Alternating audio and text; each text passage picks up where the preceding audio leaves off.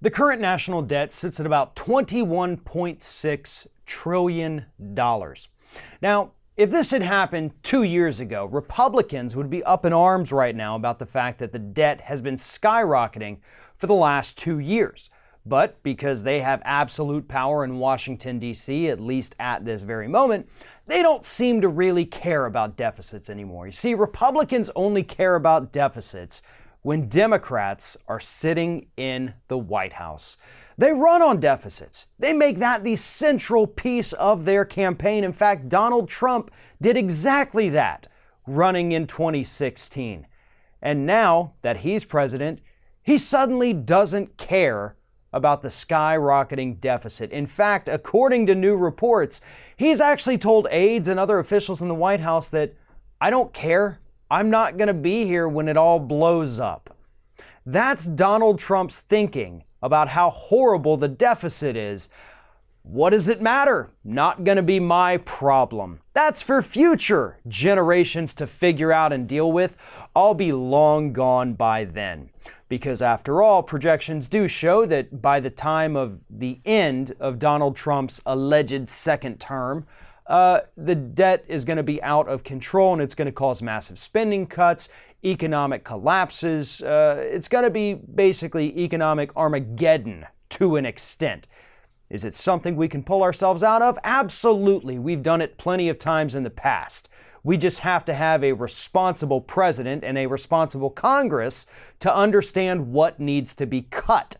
And unfortunately, we have Republicans in Congress right now who want to cut all the wrong things. Rather than cutting the massive tax cuts that they gave to corporations and billionaires, they want to cut programs for the needy in the United States. Food stamps, Medicaid, Social Security, everything that helps keep people from going into abject poverty is what they want to cut, but not the tax cuts for the wealthy. But that's a story for later on.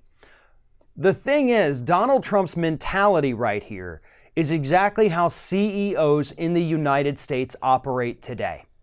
Screw things up as much as you can, you get what you personally can out of it, and then you leave before the problem blows up in the company's face, because at that point you have no more liability. You don't have to pay the costs. You know, if you're running a corporation and you poison 20,000 people and give them cancer, or if you're running an oil company and you have a massive oil spill because you cut safety spending with your company, but now you're long gone and the oil's everywhere, or the pollution's everywhere, or the faulty product you approved is out there on the market killing consumers every day, it doesn't affect you. You got your golden parachute, you got your $600 million severance, and you're out the door. And Trump brought that same corporate mentality to the White House. And that's why all these Republicans who for years said, let's run the government like a business. Have you ever seen how a business is run in the United States these days? Yeah, not exactly what we need at the federal level, but unfortunately, that's what you gave us. You gave us a guy who's trying to make as much profit off of the office of the presidency as he can, get as much clout, get as many supporters. Then he's out the door when everything blows up in our faces. And we're the ones who have to pay the price. We're the ones that have to clean up his mess, just like we did with George W. Bush. It's not going to be easy, it's not going to be pretty, but it will be doable. Meanwhile, Donald Trump and all the Republicans who helped put us in this position will get away, no consequences, no, having to atone for their actions. They can retire, go do whatever the hell they want with their millions of dollars, while the rest of us continue to suffer with the mess that they created.